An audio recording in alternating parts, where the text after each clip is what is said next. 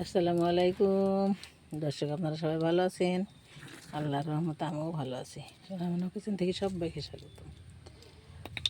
আপনারা যদি নতুন হয়ে থাকেন আমার চ্যানেলটাকে সাবস্ক্রাইব করেন। বিসমিল্লাহ, সরিষার তেল দিয়ে দিলাম কড়াই।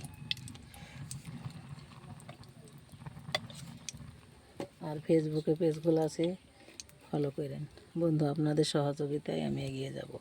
ঝাল জিরা পেঁয়াজরা দিয়ে দিলাম। আমি এখন কাঁকল ভাজা করবো। কাঁকল কেটে রেখেছি, কাঁকলটা দিয়ে দিলাম। বিসমিল্লাহ, হলুদের গুঁড়ো, স্বাদ মতো লবণ।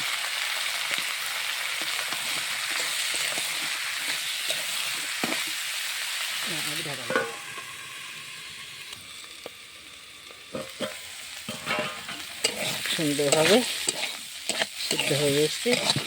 আর একটু লাড়াচাড়া করলে ভাজাটা হয়ে যাবে। সুন্দরভাবে লাল লাল করে করলাগুলো কাঁকরোল ভাজা হয়ে গেছে। আমি এখন ঢেলে নেব। তারপরে আমরা টকটা রান্না করব। বিসমিল্লাহ।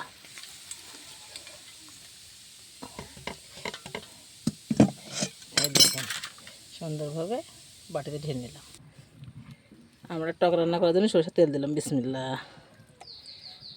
তাতে দিলাম রসুন থাকলে না, কালো সরিষার তেজপাতা,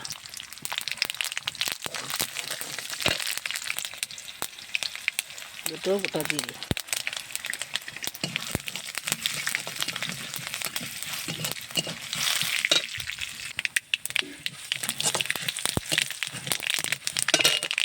হলুদের গুঁড়ো, একটু লবণ ঢেলে দিলাম। আমরা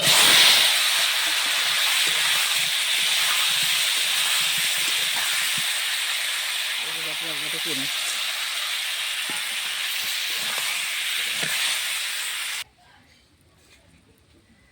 একটু পানি ঢেলে দিই, একটু জাল দিয়ে সিদ্ধ করে নেব। ঢাকা দিয়ে দিলাম। আমরা টকে পানি দিয়েছিলাম, দেখছেন কত সুন্দর ফুটছে। আর দেখে মনে হচ্ছে সেরার মধ্যে রসগোল্লা ভাসছে। রসগোল্লার মতোই লাগছে দেখতে। আর সুন্দরভাবে এই তো গলে গেছে। এই যে দেখছেন তো মাছগুলো গলে গেছে। এগুলো আমার দেশি আমড়া, আমার বাড়িতে গাছ, সেই গাছের আমড়া। এখন আমি গামলায় ঢেলে নেব। আমার রান্না রেডি। আপনারা ভিডিওটা পুরো দেখেন, লাইক কমেন্ট শেয়ার করেন। নতুন হলে আমার চ্যানেলটিকে সাবস্ক্রাইব করেন।